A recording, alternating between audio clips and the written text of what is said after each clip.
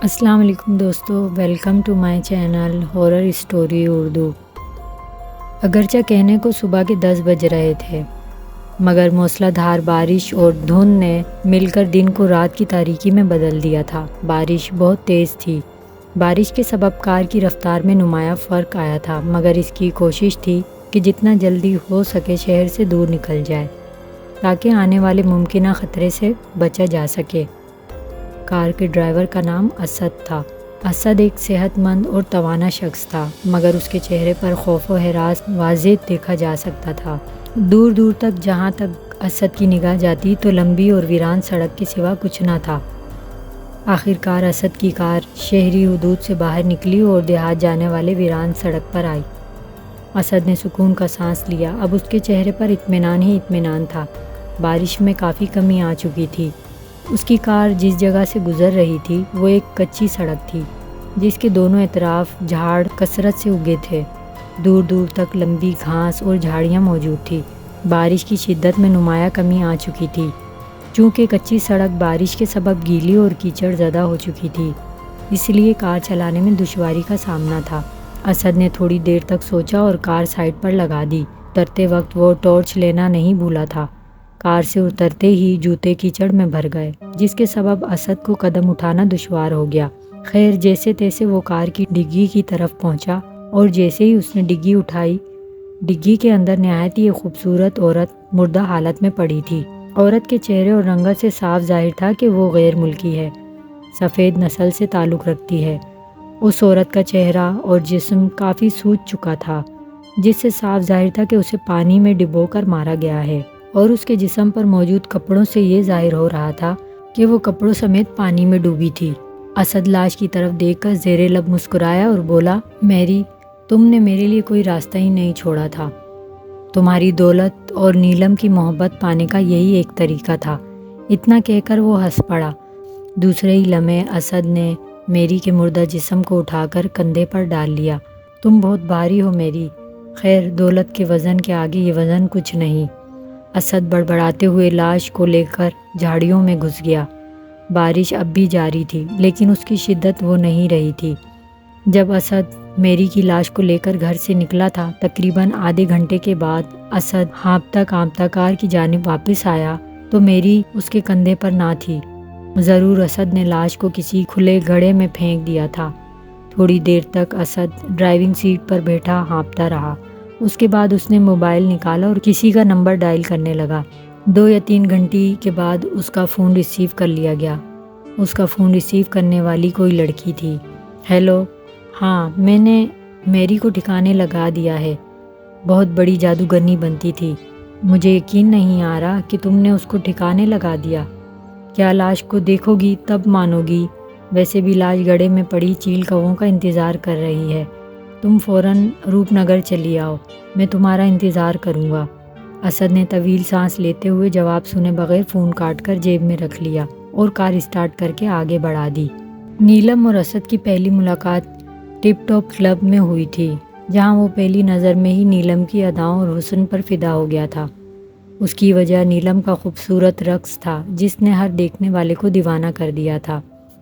اسد کی یہ ہمیشہ کی عادت تھی کہ دن بھر کی تھکن دور کرنے کے لیے کلب میں ضرور آتا تھا تاکہ وہ ڈرنک کر کے فریش ہو سکے۔ اسد عادی شراب پینے والا نہیں تھا، بس اس کی نظر میں 2-1 پیگ پینے میں کوئی مذائقہ نہ تھا۔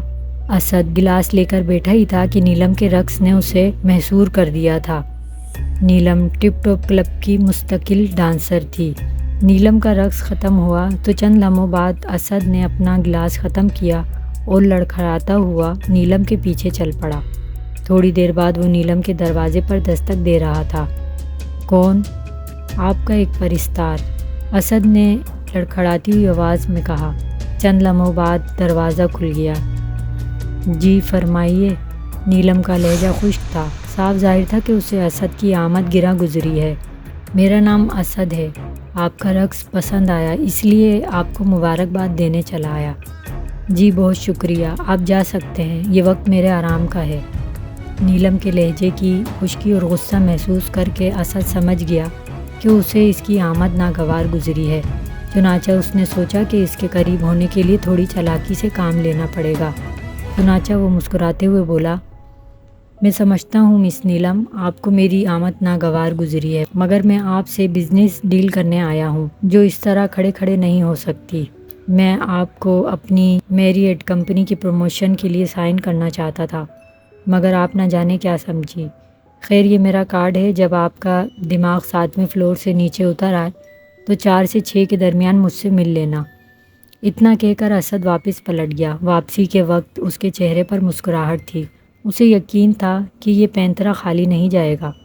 واپسی کے وقت اس نے یہ بھی نہیں دیکھا کہ نیلم کا رد عمل کیا ہے۔ اسد کی شہرت کا کوئی ٹھکانہ نہ تھا، وہ دن دگنی رات چگنی ترقی کرتا جا رہا تھا۔ اس کی وجہ اس کی قابلیت یا محنت نہ تھی، بلکہ قدرت نے اس کو مردانہ حسن کی دولت سے خوب نوازا تھا۔ یہی وجہ تھی کہ اکثر لڑکیاں اس پر فدا ہو جاتی تھیں۔ یہی حال میری ٹھاکر کا بھی ہوا تھا۔ میری کا تعلق مشرق اور مغرب دونوں سے تھا۔ والدہ امریکن تھی اور باپ ایشین تھا۔ شروع کے چند سال میری نے یورپ میں گزارے۔ بعد میں والدہ کی موت کے بعد وہ وکرم ٹھاکر کے ساتھ مستقل انڈیا چلی آئی اور انڈیا کی ہو کر رہ گئی۔ والد کی موت کے بعد میری نے اپنی ایڈ ایجنسی کھولی اور چند سالوں میں وہ ملک کی سب سے بڑی ایڈ ایجنسی بن گئی، جس کی شاخیں دلی، کلکتہ، مدراس، ممبئی اور دوسرے شہروں میں بھی تھی۔ اسد کا نصیب اچھا تھا، اس کی جاب میری اینڈ کو میں لگ گئی۔ چنانچہ میری نے پہلی بار اسے دیکھا تو اس کو ایسا لگا کہ جس کی اس کو تلاش تھی وہ مل گیا۔ میری بھی کم حسین نہ تھی، ان دونوں کی جوڑی چاند اور چکور کے مثل تھی۔ میری اور اسد نے محبت کی شادی کی اور چند ہی دنوں میں قسمت اور دولت کی دیوی اسد پر مہربان ہو گئی۔ بیوی کے ساتھ ساتھ کمپنی کا بڑا عہدہ بھی اس کے ہاتھ آیا تھا۔ شادی کے 1 سال کے اندر ہی اسد کو اندازہ ہو گیا کہ میری کی خوبصورتی صرف ظاہری ہے، محبت کے سارے دروازے صرف اس کے اندر اپنی ذات کے لیے کھلتے ہیں۔ اسے ایسا محسوس ہونے لگا کہ وہ ایسا کتا ہے جسے سونے کی زنجیر سے باندھا گیا ہے۔ چنانچہ اسد سمجھوتے والی زندگی گزارنے پر مجبور تھا۔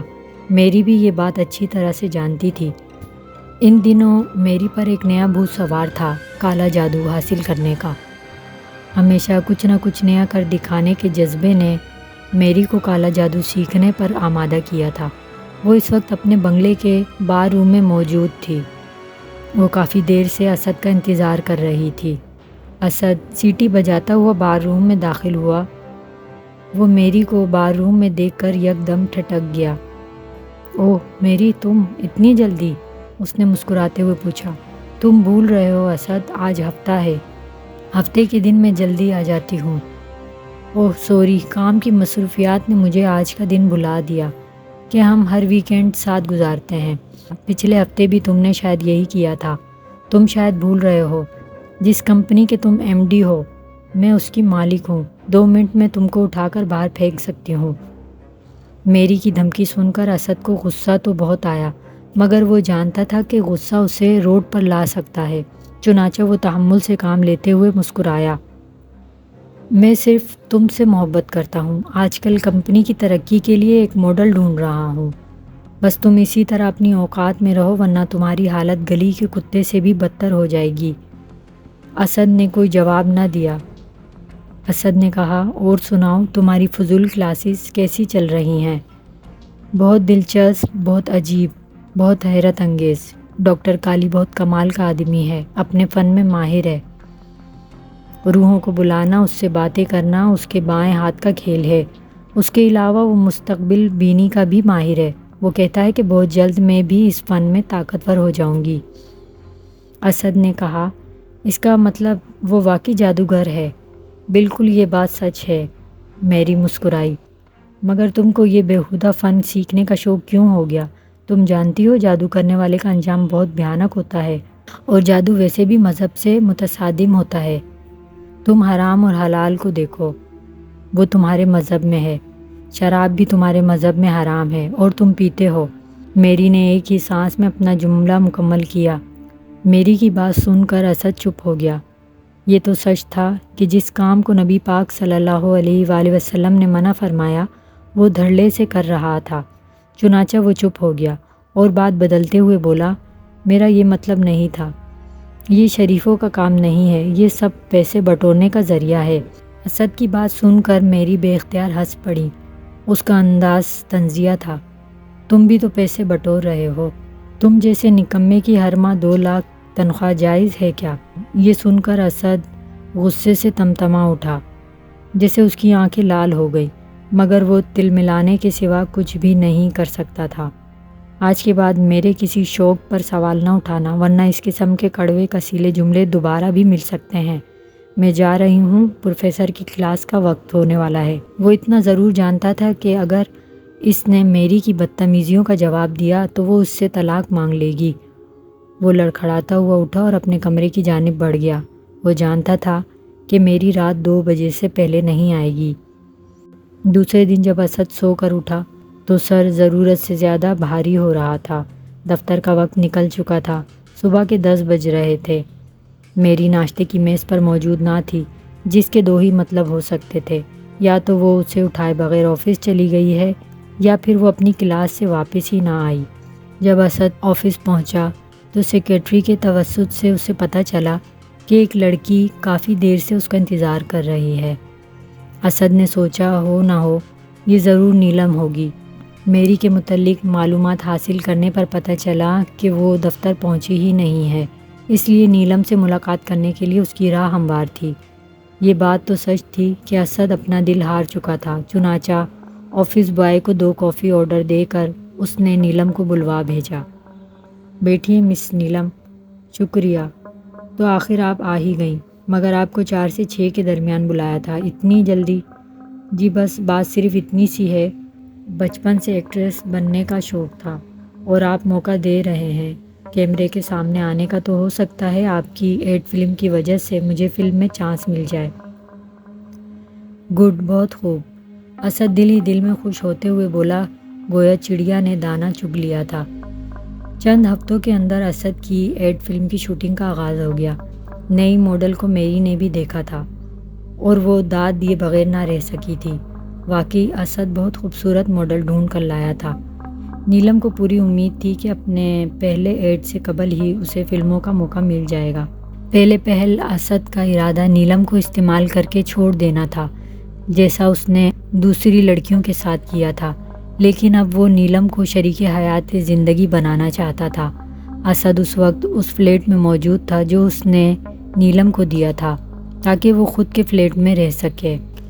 نیلم اس وقت اپنے فلیٹ میں موجود تھی جبکہ اسد کچن میں کافی بنانے میں مصروف تھا۔ اتنی ہی مجھ سے محبت ہے تو شادی کیوں نہیں کر لیتے؟ نیلم مسکراتے ہوئے چیئر پر بیٹھتے ہوئے بولی، ضرور کر لوں گا، مگر میری کی موجودگی میں ناممکن ہے، میں دولت چھوڑ نہیں سکتا۔ اسد نے ٹھنڈی سانس لے کر بولا، میری سمجھ میں آتا نہیں، میری اتنی خوبصورت ہے پھر بھی تم کو پسند نہیں۔ بات خوبصورتی کی نہیں، بات عزت کی ہے۔ شادی کے شروع میں 1-2 غلطیاں مجھ سے ہو گئی تھی جس کی وجہ سے اس کے دل میں نفرت بیٹھ گئی ہے۔ کیسی غلطیاں؟ وہ سمجھتی ہے کہ میں آوارہ ہوں، آفس کے پیسوں کا غبن کرنے والا بندہ ہوں۔ اچھا تو یہ بات ہے، تم اب تنگ آ چکے ہو اور دولت کو چھوڑنا بھی نہیں چاہتے۔ یہی بات ہے، مگر میرا ایک سوال ہے، تمہاری اتنی غلطیوں کے باوجود میری نے تم کو چھوڑا کیوں نہیں؟ وہ مجھ سے بدلہ لے رہی ہے، وہ چاہتی ہے کہ میں اس کا محتاج بن کر رہوں۔ نیلم نے کہا، ایک راستہ ہے۔ کون سا راستہ؟ نیلم چند لمحے اسد کی طرف دیکھتی رہی اور پھر مسکرا کر اس کے کان میں سرگوشی کرنے لگی۔ نیلم جو کچھ کہہ رہی تھی اسے سن کر اسد کی آنکھیں حیرت سے پھیلنے لگی۔ دوسرے پل اس کے چہرے پر خوفزدگی کے آثار نظر آنے لگے۔ نہیں، پولیس نے پکڑ لیا تو قتل کی سزا موت ہے، اسد نے خوفزدہ ہو کر بولا۔ نیلم مسکرائی اور کہنے لگی، جو ڈر گیا وہ مر گیا۔ اسد کچھ جواب دینا ہی چاہتا تھا کہ اس کا موبائل بجنے لگا تو اس نے دیکھا تو وہ فون میری کا تھا۔ نیلم نے پرسکون لہجے میں کہا، فون اٹھاؤ اور بات کرو، مگر گھبرانا نہیں۔ اسد فون پر بات کرتا رہا اور نیلم کے چہرے پر پراسرار سی مسکراہٹ تھی۔ مجھے جانا پڑے گا، آج میری سے وعدہ تھا میرا۔ کوئی بات نہیں، مگر میری بات پر دھیان ضرور دینا، نیلم نے سنجیدگی سے کہا۔ نیلم نے اسد کے دماغ میں جو خیال پیدا کیا تھا وہ بڑا پرکشش تھا۔ میری کی موت کے بعد ساری دولت اسد کی ہو جاتی اور وہ نیلم سے شادی کر کے پرسکون زندگی گزار سکتا تھا، لیکن میری کو شک ہونے کی صورت میں جیل کی سلاخیں اس کا مقدر ہوتی۔ اسد گھر پہنچا تو میری اسے بالکل تیار حالت میں ملی۔ گرین رنگ کے سوٹ میں وہ بہت خوبصورت لگ رہی تھی۔ میری، آج تم بہت پیاری لگ رہی ہو، اسد نے مسکرا کر کہا۔ کیا بات ہے، آج اتنا مسکا کیوں؟ ایک تو تم شک بہت کرتی ہو، اسد نے آگے بڑھ کر کہا۔ مجھے اپنی غلطیوں کا احساس ہو گیا ہے، میں کوشش کروں گا کہ تم کو شکایت کا موقع نہ ملے، اسد نے بھرائی ہوئی آواز میں کہا۔ میری یہ سمجھ نہ پائی کہ وہ ڈرامہ ہے یا حقیقت۔ یہ بات تو سچ تھی کہ میری اب بھی اس سے محبت کرتی تھی، مگر اسد کی آوارگیوں اور دوسری عورتوں کا چکر پتہ چلنے پر میری کے دل میں اس کے لیے نفرت بیٹھ گئی تھی۔ چلیں، اب پارٹی میں دیر ہو رہی ہے، میری دھیرے سے مسکرا کر بولی۔ اسد کی نظریں میری کے دائیں ہاتھ پر پڑی، اس کلائی میں عجیب وضع کا سنہرا کنگن چمک رہا تھا۔ یہ کیا ہے؟ اسد نے اس سے پوچھا۔ گاڑی میں بیٹھتے ہی اسد نے اس کنگن کو بغور دیکھا۔ یہ دراصل کسی دھات کا بنا سنہری سانپ تھا جسے کنگن کی شکل میں ڈالا گیا تھا۔ یہ شاید پروفیسر کالی کا عطیہ ہے، اسد کار ڈرائیو کرتے ہوئے بولا۔ ہاں، تم نے ٹھیک اندازہ لگایا، افریقی زبان میں اسے جارکا بولتے ہیں۔ جارکا زندگی کی علامت ہے۔ جس شخص کے قبضے میں یہ سانپ ہو اسے دنیا کی کوئی طاقت نقصان نہیں پہنچا سکتی۔ جب تک یہ کنگن میرے ہاتھ میں ہے یہ میری حفاظت کرے گا، مجھے تمام دشمنوں سے بچائے گا، میری نے فخری انداز میں کنگن کی طرف دیکھتے ہوئے کہا۔ اسد ایک دم سنجیدہ ہو گیا، وہ نہایت غور سے سنہرے کنگن کا جائزہ لیتا رہا۔ اسد ایک دم سنجیدہ ہو گیا، وہ نہایت غور سے سنہرے کنگن کا جائزہ لیتا رہا۔ مگر تمہاری زندگی کو کس سے خطرہ ہے؟ سچ بتاؤ، اس مردود پروفیسر نے کتنے پیسے لیے تم سے؟ اس نے مجھ سے کوئی قیمت نہیں لی، میری کا لہجہ ایک دم سنجیدہ تھا۔ اس نے مجھ سے کوئی قیمت نہیں لی۔ پروفیسر نے چند دن پہلے مجھے بتایا تھا کہ تمہاری زندگی کو شدید خطرہ ہے۔ وہ خطرہ ایک عورت ہے جس کی وجہ سے میں ماری جاؤں گی۔ اسد کے ہاتھ اسٹیئرنگ پر کپ کپانے لگے، اس کا دل تیزی سے دھڑکنے لگا۔ تو کیا پروفیسر نے اس عورت کا نام بتا دیا؟ نہیں، 3 دن بعد وہ ایک خاص قسم کا چاپ کرے گا جس کے بعد اسے سب پتہ چل جائے گا۔ اگر ان 3 دنوں کے دوران میری موت ہو جاتی تو میری روح اس کنگن میں آ جائے گی اور وہ اپنے مجرموں سے بدلہ لے گی۔ اتنا سننا تھا کہ اسد اندرونی طور پر کانپنے لگا۔ خدا کے لیے میری، یہ بےہودگی چھوڑو، اس منحوس کنگن کو اٹھا کر باہر پھینک دو۔ نہیں اسد، مجھے اپنی زندگی عزیز ہے اور مجھے 3 دن تک اسے پہنے رکھنا ہے، میری فیصلہ کن لہجے میں بولی۔ اتنا سننا تھا کہ اسد نے خاموشی اختیار کر لی۔ اب اس کے پاس صرف 3 دن تھے، ورنہ نیلم اور اس کا راز فاش ہو جانا تھا۔ دفعتاً اس کے ذہن میں ایک ترکیب آئی اور اسد نے اسی ترکیب پر عمل کرنے کا فیصلہ کر لیا۔ اسد، تم کس سوچ میں پڑ گئے؟ کچھ نہیں، میں یہی سوچ رہا ہوں کہ ایک معمولی کنگن مجھ سے زیادہ بھروسہ مند ہو گیا تمہاری نظر میں۔ نہیں، یہ معمولی نہیں، بہت مقدس کنگن ہے، میں اس کی عظمت کی متعارف ہوں۔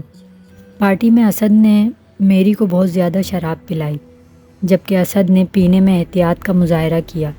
نتیجتاً پارٹی کے اختتام پر میری کو سہارے کی ضرورت پڑی تھی۔ اسد بخوبی جانتا تھا کہ میری کو گھر پہنچ کر بالکل بھی ہوش نہیں رہے گا۔ ایسا ہی ہوا، میری گھر پہنچتے پہنچتے نیم بے ہوش ہو گئی۔ اسد نے اسے سہارا دیا اور بیڈ روم میں سلا دیا۔ اب اسے منصوبے کے دوسرے پہلو پر عمل کرنا تھا۔ میری کو بیڈ روم میں سلانے کے بعد اسد نے نہایت ہی اطمینان سے اس کی کلائی سے کنگن اتار لیا۔ کنگن اتارتے وقت ایک لمحے کے لیے اس کے ہاتھ ضرور کانپے تھے۔ میری کی بتائی ساری باتیں اس کے ذہن میں گھومنے لگی تھی۔ کنگن اتارتے وقت اسے محسوس ہوا کہ کنگن قدرے گرم ہے۔ کنگن اتارنے کے بعد اس نے نشے میں بے ہوش میری کو کندھے پر ڈالا اور غسل خانے کی طرف چل پڑا۔ غسل خانے میں پہنچ کر اس نے میری کو باتھ ٹب میں لٹا دیا اور شاور کھول دیا۔ شاور کھولتے وقت اسد نے لمحہ بھر نہ سوچا کہ وہ انسانی زندگی سے کھیل رہا ہے۔ پانی آہستہ آہستہ باتھ ٹب میں بھرتا رہا۔ اسد مسکراتی نظروں سے اس کی موت کا منظر دیکھتا رہا۔ جیسے ہی پانی باتھ ٹب میں فل ہو گیا تو اسد غسل خانے سے باہر نکل آیا۔ دوسری صبح اسد نے میری کی لاش کو اٹھایا اور کار کی ڈگی میں ڈالا اور ٹھکانے لگانے چل پڑا۔ اسد نے یہ بھی سوچا کہ پولیس کے سوالات کا کیا جواب دے گا۔ وہ چاہتا تو اس قتل کو بآسانی خودکشی کا رنگ دے سکتا تھا یا پھر حادثاتی موت ثابت کر سکتا تھا، مگر عقل کے خبت ہونے کا بھلا کیا کیا جائے۔ لاش کو ٹھکانے لگانے کے بعد اس نے نیلم کو کال کر کے روپ نگر آنے کو کہا اور اپنی گاڑی روپ نگر کے ریسٹ ہاؤس کی جانب بڑھا دی۔ اسد سے بات کرنے کے بعد نیلم نے اطمینان کا سانس لیا تھا۔ جب اسد کا فون آیا تو نیلم اسی وقت سو کر اٹھی تھی۔ بات کرنے کے بعد نیلم نے اطمینان کا سانس لیتے ہوئے کہا، ہیلو، ہاں والٹر، میں نیلم، پلان کامیاب رہا۔ نیلم کا لہجہ ڈرامائی تھا۔ کیا مطلب؟ دوسری طرف سے کسی مرد کی آواز آئی۔ اس نے میری کو مار دیا، اب میں اس سے شادی کروں گی اور اس کو ٹھکانے لگا کر ساری دولت اپنے نام کر لوں گی۔ نیلم کہکا لگا کر بولی، والٹر تم جلدی سے گھر آ جاؤ، لنچ باہر کریں گے، پھر مجھے اس احمق سے ملنے روپ نگر کے لیے نکلنا ہے۔ اگر نہیں پہنچوں گی تو ہو سکتا ہے کہ اسے شک ہو جائے مجھ پر۔ اوکے، میں 10 منٹ میں آتا ہوں۔ دوسری طرف سے والٹر کی آواز آئی۔ فون بند کر کے نیلم نے ٹھنڈی سانس لی۔ نیلم کو اسد سے ذرہ برابر بھی دلچسپی نہ تھی۔ وہ تو بس اس کے ذریعے میری کی دولت تک پہنچنے کا خواب دیکھ رہی تھی۔ اس کی اصل منزل تو والٹر تھا۔ والٹر اس کے بچپن کا منگیتر تھا۔ چنانچہ اس نے اسد کی جانب سے دیے گئے موقع سے فائدہ اٹھایا۔ اس کا ارادہ شادی کے بعد اسد کو بھی ٹھکانے لگانے کا تھا۔ نیلم فریش ہونے کے لیے غسل خانے میں گئی۔ اچانک نیلم کو احساس ہوا کہ وہ غسل خانے میں اکیلی نہیں ہے، کوئی اور بھی ہے جو اسے دیکھ رہا ہے۔ یہ احساس بہت قوی تر تھا، چنانچہ اس کا گھبرا جانا فطری تھا۔ لیکن غسل خانے میں اس کے سوا کوئی نہ تھا، لیکن پھر بھی اسے ایسا لگ رہا تھا کہ جیسے اس کے سوا اور کوئی بھی موجود ہے۔ اچانک ڈور بیل بجی، آواز اس کے کانوں سے ٹکرائی۔ اوہ، والٹر آ گیا، وہ زیر لب بڑبڑائی۔ ڈور بیل کی آواز مسلسل اس کے کانوں سے ٹکرا رہی تھی۔ بابا آ رہی ہوں، وہ جھلائی، لیکن ڈور بیل تھی جو بجتے ہی چلی جا رہی تھی۔ جیسے ہی وہ باہر نکلی اسے لگا کہ جیسے کوئی اس کے ساتھ ہی نکلا ہے۔ خوف کی ایک سرد لہر اس کے جسم میں دوڑ گئی۔ چند لمحے وہ یک ٹک وہیں کھڑی رہی۔ اچانک ڈور بیل کی آواز نے اس کی سماعتوں کو جھنجھوڑ کر رکھ دیا۔ جیسے ہی وہ دروازے تک پہنچی، یکدم بیل کی آواز خاموش ہو گئی۔ ایسا سناٹا چھا گیا جیسے کوئی ہے نہیں۔ نیلم نے جھنجھلا کر دروازہ کھول دیا۔ یہ کیا؟ وہاں کوئی نہ تھا۔ کوریڈور میں دور دور تک سناٹا تھا۔ اچانک اسے ایسا لگا کہ جیسے کسی نے اس کے دائیں کان کے پاس سانس لی ہو۔ وہ چونک پڑی۔ خوف سے اس کا دل دھک دھک کرنے لگا۔ ضرور کوئی تھا جو اسے ایسے ڈرا رہا تھا۔ اسے یہ لگا کہ جیسے کوئی گہرے گہرے سانس لے رہا ہو۔ اچانک اس کی نظر فرش پر پڑی جہاں ایک عجیب وضع کا سنہرا کنگن موجود تھا۔ نیلم کو وہ کنگن پہلی ہی نظر میں نہایت خوبصورت معلوم ہوا۔ اس نے فوراً جھک کر وہ کنگن اٹھا لیا۔ کنگن اٹھاتے ہی اس کو تیز قسم کی چیخ کی آواز سنائی دی۔ چیخ کی آواز اسے اپنے عقب سے سنائی دی تھی۔ چیخ میں اس قدر درد و کرب تھا کہ خوف سے اس کی بھی چیخ نکل گئی۔ دوسرے ہی لمحے وہ پلٹی تو اس نے اپنے سامنے جو دیکھا اسے دیکھ کر اس کی آنکھیں حیرت اور خوف سے پھٹی رہ گئی تھیں۔ وہ ایک کالا سایہ تھا۔ اس کالے سائے سے سبز روشنی پھوٹ رہی تھی۔ وہ کالا سایہ نیلم کی جانب بڑھنے لگا۔ نیلم نے یہ ہولناک منظر دیکھا اور چکرا کر بے ہوش ہو گئی۔ اسد کی کار سست روی سے آگے بڑھ رہی تھی۔ اس کی وجہ سے وہ کچی سڑک تھی جس سے وہ گزر رہا تھا۔ لاش کو ٹھکانے لگانے کے بعد اسد نے وہی سڑک اختیار کر رکھی تھی کیونکہ روپ نگر کے ریسٹ ہاؤس تک پہنچنے کا یہی سب سے آسان اور مختصر راستہ تھا، مگر راستہ کچا اور ناہموار تھا۔ بارش رک چکی تھی۔ آدھے گھنٹے کے بعد اسد کو ایک پختہ سڑک نظر آئی جو کہ سانپ کی طرح بل کھاتی مشرق کی جانب جاتی تھی۔ اسد نے گاڑی کو اس سڑک پر ڈال دیا۔ اسد کے چہرے پر نہایت اطمینان کے آثار تھے۔ اب وہ ماضی پیچھے چھوڑ آیا تھا اور نیلم کے ساتھ اپنے مستقبل کو تابناک کرنا چاہتا تھا۔ اسد کی کار جھٹکے کھانے لگی تو وہ اس نئی افتاد سے پریشان ہو گیا۔ کار نے تھوڑی دیر جھٹکے کھائے اور اس کے بعد بند پڑ گئی۔ شام کے 5 بج چکے تھے۔ موسم کی خرابی کے سبب اندھیرا تھا۔ جس جگہ گاڑی خراب ہوئی تھی اس سڑک کے دونوں اطراف میدان تھا اور بیچ میں سڑک تھی۔ اسد کو سمجھ نہیں آ رہا تھا کہ وہ کیا کرے اور کیا نہ کرے۔ روپ نگر ابھی 10 کلومیٹر دور تھا۔ اچانک بجلی چمکی اور ہلکی ہلکی بارش شروع ہو گئی۔ اسد گھبرا گیا اور فوراً گاڑی میں جا بیٹھا۔ اس کو موقع ہی نہ ملا کہ بونٹ کھول کر چیک کر سکتا۔ اچانک بجلی پھر چمکی۔ اب کی بار اسے ایک عمارت کے آثار نظر آئے۔ اسے اس عمارت کے آثار سڑک کے بائیں طرف نظر آئے تھے۔ اسد کو اچھی طرح یاد تھا سڑک کے دونوں اطراف کسی بھی طرح کی کوئی عمارت کا وجود نہ تھا۔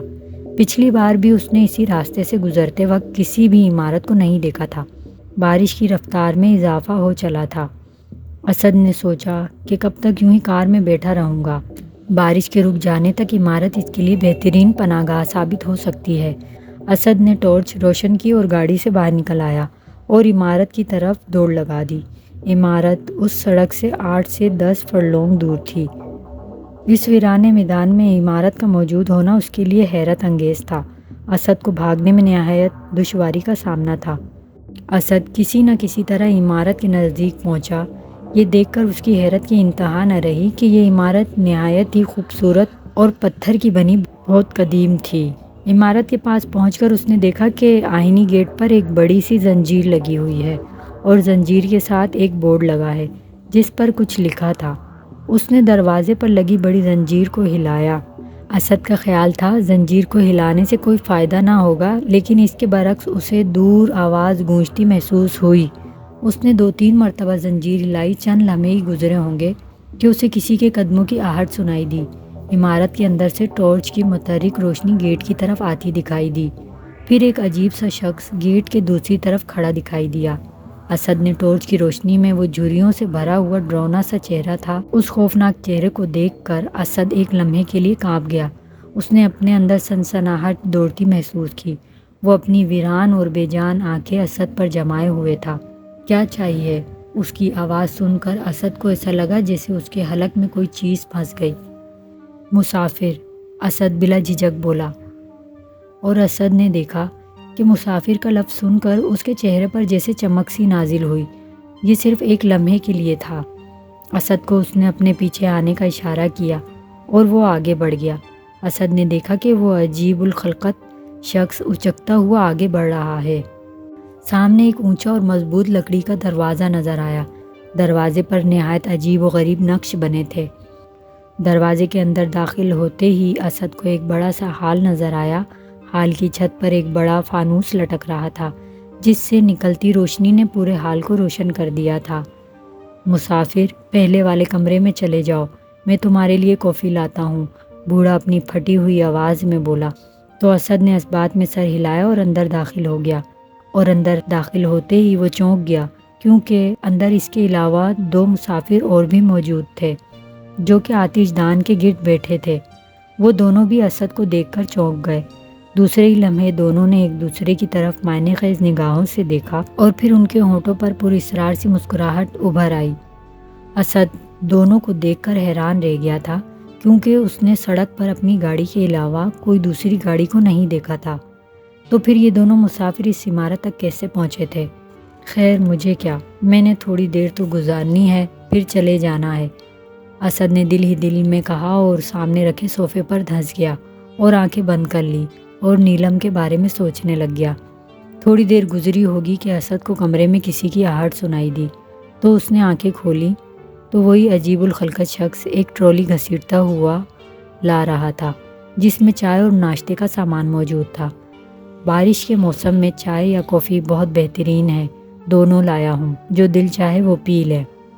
اس کے جانے کے بعد ان دونوں میں سے ایک آگے بڑھا اور اپنے لیے کافی تیار کرنے لگا۔ دوسرے ساتھی نے کہا میں چائے پیوں گا۔ پہلا والا مجھ سے مخاطب ہو کر کہنے لگا اور آپ سر؟ تو میں نے کہا نہیں بہت شکریہ، میں بنا لوں گا۔ کوئی بات نہیں، آپ کی سیوا کر کے مجھے خوشی ملے گی، پہلا شخص اصرار کرتے ہوئے بولا۔ جب آپ اتنا اصرار کر رہے ہیں تو میں دل نہیں توڑوں گا، میرے لیے کافی بنا دیں آپ۔ مجھے اسد کہتے ہیں، روپ نگر جا رہا تھا کہ راستے میں بارش ہو گئی اس لیے یہاں رکنا پڑا۔ مجھے رمیش ٹھاکر کہتے ہیں، کافی دینے والے نے کہا، اور مجھے پرتاپ کہتے ہیں۔ آپ لوگ یہاں کیسے پہنچے؟ اسد نے ان سے پوچھا۔ اسد کی بات سن کر ایک لمحے کے لیے ان دونوں کے چہرے پر گھبراہٹ کے آثار نظر آئے، دوسرے ہی لمحے وہ معدوم ہو گئے۔ دونوں نے ایک دوسرے کی طرف گہری نظروں سے دیکھا، پھر ان کے ہونٹوں پر پراسرار سی مسکراہٹ دوڑ گئی۔ اسد نے محسوس کیا کہ یہ دونوں نظر کچھ اور آتے ہیں اور ہیں کچھ اور۔ بہرحال اسد کو کیا لینا تھا، اسے تو وقت گزارنا تھا۔ آپ کیا کرتے ہیں مسٹر پرتاپ؟ دراصل ہم دونوں پارٹنر ہیں، جو بھی کیا ساتھ کیا، پرتاپ کے بجائے رمیش ٹھاکر نے جواب دیا۔ اور آپ کیا کرتے ہیں؟ پرتاپ نے اسد سے پوچھا۔ میں عشق کرتا ہوں۔ اس بات پر دونوں کہکا لگا کر ہنس پڑے۔ تو آپ دنیا کے سب سے فضول آدمی ہیں، جس کے پاس کوئی کام نہیں ہوتا وہی عشق کرتا ہے، رمیش نے مسکرا کر کہا۔ ہو سکتا ہے آپ کا کہنا درست ہو، لیکن میں عشق کے علاوہ بزنس بھی کرتا ہوں۔ چند لمحے تک خاموشی رہی، پھر پرتاپ بول پڑا۔ آپ کو موویز پسند ہے؟ جی کچھ خاص نہیں۔ اور آپ کو؟ مجھے ہارر موویز پسند ہے، بھوت چڑیل، ویمپائر، کریز، مجھے ان کا بہت شوق ہے، پرتاپ مسکرا کر بولا۔ اسد کہکا لگا کر ہنس پڑا۔ یار دنیا ستاروں کو چھو رہی ہے اور آپ ابھی بھی ان بھوتوں کے چکر میں وقت ضائع کر رہے ہیں۔ ایسا مت کہیے، یہ دنیا اب بھی رازوں سے بھری پڑی ہے۔ اس دنیا کے علاوہ ایک دنیا اور بھی آتماؤں کی دنیا ہے، جن کے سچے واقعات اس دنیا میں اکثر رونما ہوتے ہیں۔ رمیش کا لہجہ عجیب سا تھا۔ اسد نے رمیش کی جانب دیکھا، اس کی نظریں دروازے پر تھیں۔ اسد نے اس کی نظروں کے تعاقب میں نظریں دوڑائیں تو دیکھا کہ دروازے سے وہی نوکر اندر داخل ہو رہا تھا جو انہیں یہاں چھوڑ کر گیا تھا۔ اس کے پیچھے پیچھے اندر داخل ہونے والی نیلم تھی، جس نے کالے رنگ کی ساڑی زیب کر رکھی تھی۔ نیلم کو دیکھ کر اسد چونک گیا۔ نیلم کو دیکھ کر اسد والانہ انداز میں صوفے سے اٹھا تھا اور نیلم کی جانب بڑھا تھا۔ تم اتنی جلدی یہاں کیسے؟ اسد کے لہجے میں حیرت تھی۔ بس تمہارے فون پر چل پڑی تھی، راستے میں تمہاری گاڑی دیکھی تو یہاں آ گئی۔ نیلم نے پرتاپ اور رمیش کو دیکھ کر اسد کی جانب اس طرح دیکھا جیسے کہہ رہی ہو یہ کون ہے۔ اسد نے مختصر ان دونوں کا تعارف نیلم سے کروایا۔ ان دونوں کو دیکھ کر نیلم کے چہرے پر ایک پراسرار سی مسکراہٹ دوڑ گئی۔ جب وہ دونوں نیلم کو دیکھ کر ایک دوسرے کی جانب دیکھ کر مسکرا دیے، اسد یہ دیکھ کر چونک گیا۔ اسے ایسے لگا جیسے کہ یہ تینوں ایک دوسرے کو جانتے ہوں، لیکن دوسرے ہی لمحے اپنے اس خیال کی نفی کرنی پڑی، کیونکہ وہ جانتا تھا کہ ان کی نیلم سے پہلی ملاقات تھی۔ کالی ساڑی تم پر بہت جچ رہی ہے، اسد نے مسکرا کر نیلم سے کہا۔ اسد کی بات سن کر نیلم مسکرا دی اور دھیرے سے بولی، میری کو بھی بہت پسند تھی۔ اس کا لہجہ پراسرار سا تھا۔ یہ بات سن کر اسد چونک پڑا۔ تم کو کیسے معلوم؟ تم نے خود بتایا تھا، اور میری کی بہت سی باتیں تم نے مجھ سے کی تھی۔ میں نے بتایا تھا؟ مجھے تو یاد نہیں۔ چلو چھوڑو، یہ بتاؤ کہ ڈرنک بنا دوں؟ ہاں ضرور۔ اسد نے نیلم کو ڈرنک بنا کر دیا، جسے نیلم نے شکریہ کے ساتھ قبول کیا۔ رمیش نے نیلم کی طرف گہری نظروں سے دیکھا اور پرتاپ کی جانب دیکھ کر بڑے ہی پراسرار انداز میں مسکرا دیا۔ اسد نے انہیں دیکھا کہ نیلم بھی ان دونوں کی طرف دیکھ کر مسکرائی ہے۔ وہ مسکراہٹ نہایت ہی عجیب تھی۔ نہ جانے کیوں اسد کو ایسا لگنے لگا تھا کہ نیلم کچھ چھپا رہی ہو، جیسے نیلم ان دونوں کو جانتی ہے، پہچانتی ہے۔ دفعتاً وہ چونک پڑا کیونکہ رمیش نے بولنا شروع کیا۔ اسد نے دیکھا کہ رمیش کا چہرہ بدل رہا ہے۔ اس کی آنکھیں ضرورت سے زیادہ بڑی ہونے لگی تھی۔ رمیش کی جگہ ایک نہایت خوفناک شکل والا انسان کھڑا تھا، جبکہ پرتاپ کی صورت بھی بدل چکی تھی۔ اسد نے خوف سے پیچھے ہٹنا شروع کر دیا۔ اسی لمحے نیلم ان دونوں کے سامنے آ گئی۔ اسد وہاں سے کھسک گیا۔ بس اسے یہی احساس تھا کہ اسے بدروؤں سے جان بچانی ہے۔ وہ بھاگتے ہی چلا جا رہا تھا، ہر طرف سے بے خبر۔ اسے ایسا لگ رہا تھا کہ جیسے اس کے پیروں میں ویل لگے ہیں۔ پھر اچانک اسے ایسا لگا کہ جیسے کسی نے اس کا ہاتھ پکڑ لیا ہو۔ وہ گرفت نہایت سرد تھی۔ اسد کو ایسا لگا کہ جیسے کسی برف کی سل سے اس کا ہاتھ چھو گیا ہو۔ پھر اسد کو کچھ یاد نہ رہا۔ ہوش آیا تو وہ گاڑی میں تھا اور گاڑی نیلم چلا رہی تھی۔ تم؟ وہ نیلم کی طرف دیکھ کر شدید حیرت بھرے لہجے میں بولا۔ ہاں میں۔ جب میں گاڑی کے پاس آئی تو تم اسٹیئرنگ پر سو رہے تھے۔ سو رہا تھا؟ اسد شدید حیرت سے بولا۔ ہاں، اور اب ہم واپس شہر جا رہے ہیں تاکہ ہم یہ ملک چھوڑ سکیں۔ یہ ٹھیک ہے، اسد طویل سانس لے کر بولا۔ تھوڑی دیر بعد اسد گویا ہوا۔ وہ بھوت تھے دونوں، مجھے پتہ ہی نہ تھا۔ اسد کے لہجے میں خوف تھا۔ ہاں، اس دنیا میں ہر چیز ممکن ہے۔ نیلم کا لہجہ سرد تھا۔ مگر تم ان سے کیسے بچیں؟ اسد نے اپنے آپ کو قدرے سنبھال لیا تھا۔ بس نصیب تھا۔ نیلم کے ہونٹوں پر پھیکی سی مسکراہٹ دوڑ گئی۔ گاڑی اب اسی جگہ سے گزر رہی تھی جہاں اسد نے میری کو ٹھکانے لگایا تھا۔ وہ جگہ دیکھ کر اسد چونک گیا۔ اسی لمحے اسد کا موبائل بجنا شروع ہو گیا۔ اس نے چونک کر دیکھا تو نمبر نیا تھا۔ ہیلو، جی آپ اسد صاحب بات کر رہے ہیں؟ دوسری طرف سے آواز آئی۔ جی، مگر بات کیا ہے؟ جی میں انسپکٹر ہوں، میں تھانے سے بات کر رہا ہوں۔ ہمیں ایک فلیٹ سے ایک نوجوان لڑکی کی لاش ملی ہے۔ لاش؟ اسد چونک گیا۔ جی ہاں، اس لاش کے پاس آپ کا کارڈ ملا ہے۔ اس کی شناخت سے یہ معلوم ہوا ہے کہ اس کا نام نیلم تھا۔